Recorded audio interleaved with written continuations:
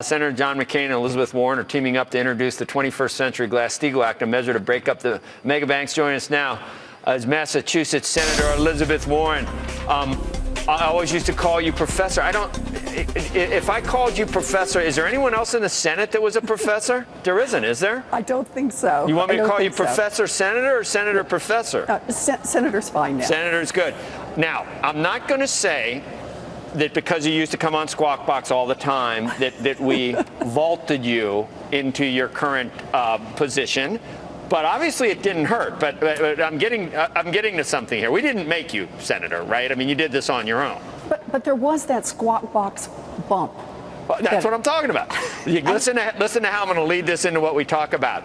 Okay. At the same time, just because Glass-Steagall was repealed in 1999 doesn't necessarily mean that act, GLBA, had anything to do with causing the crisis, right?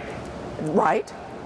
I'll give you that. Okay. Because the problem started a whole lot earlier. Okay. You want to go through the history of this?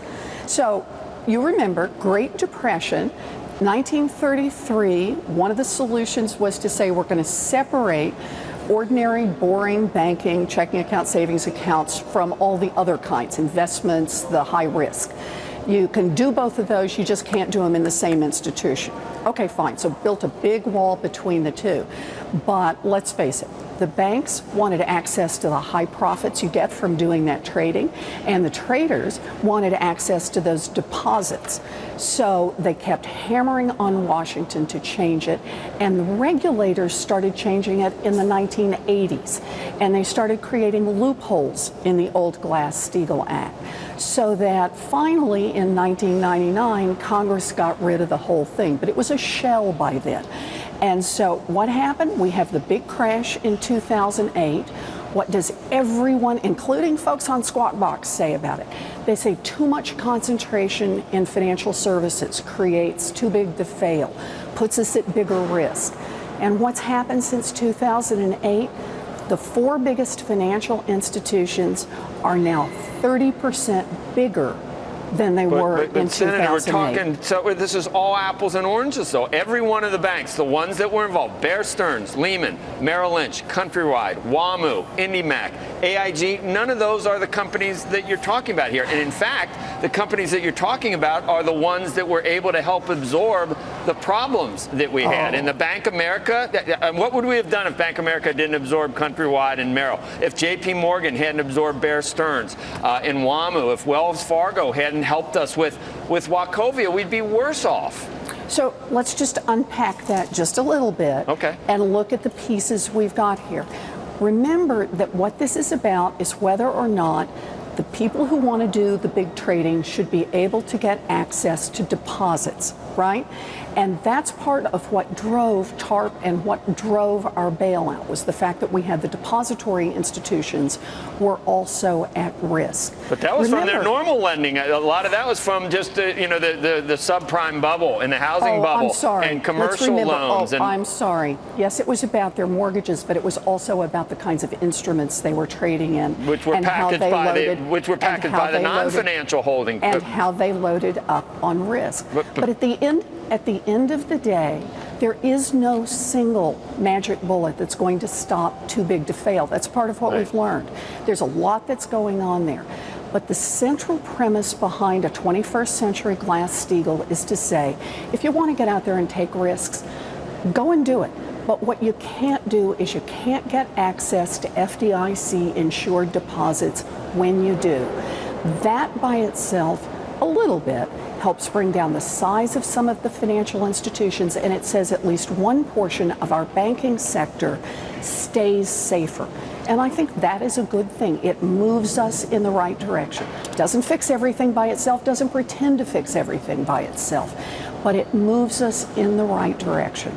And that's what we want. Senator, I'm going to just jump in here and ask you what you would say to some of the criticisms of your proposed bill here. For example, we were speaking to Chris Whalen earlier on today from Carrington Investment Services, and he was saying it would be hugely disruptive to impose this new Glass-Steagall. And one of the things that he says could be a result is it would really hurt credit creation, which obviously in turn would hurt the economy. What would you say, for example, to that? You know, that was pretty much what the banks were saying back in 1932 and 1933. They kept saying no, no, no to Glass-Steagall. They raised all kinds of objections to it.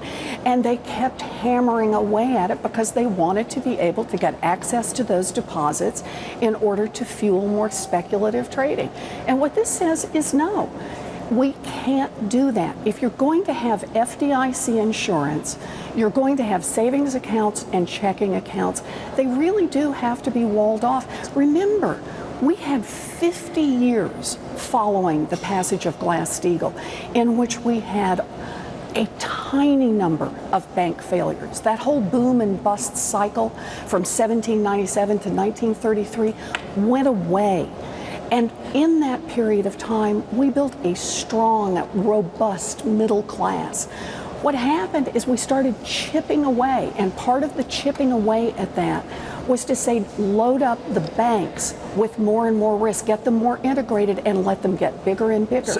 And when that happened, we were in the position of having to bail them out when they got into big financial trouble. Senator, I will push back, though, on the relative security that you're portraying Glass-Steagall to have given us, because Continental Illinois in the early 80s was the seventh largest bank in America. It failed, almost set off basically another major banking crisis. Shouldn't we just tell the American consumer that no matter what we do, there will be bank boom and bust cycles, no matter what the laws and regulations? You can't protect everything. No, that is just wrong. Why? Look at the history. I have looked at history. We're filled with booms and busts from the Dutch tulip crisis to now. From 1797 to 1933, the American banking system crashed about every 15 years. In 1933, we put good reforms in place for which Glass-Steagall was the centerpiece. And from 1933 to the early 1980s, that's a 50-year period, we didn't have any of that. None. We kept the system steady and secure. And it was only as we started deregulating, you start hitting the S&L crisis, and what did we do? We deregulated some more. And then you hit long-term capital management at the end of the 90s, and what did we do as a country? This country continued to deregulate more. And then we hit the big crash in 2008. You are not going to defend the proposition that regulation can never work. I didn't say regulation never worked, Senator, by far and away. And I agree, there were fewer bank failures in that time after Glass-Steagall. Fewer, as in, of the big ones, zero. But Continental Illinois was the seventh biggest bank in the United States when it failed. It took 50 years to get there. But Senator, you're on the record. You're on the record saying Glass-Steagall would not have prevented the financial crisis. Not all by itself. That's absolutely right. But what Glass-Steagall can do is it can wind some more of the risk out of the system. It can help bring down the size of the largest banking institutions. Don't forget, you said there was too much concentration in the banking industry in 2008. Now here we are in 2013, and the big four are 30% bigger.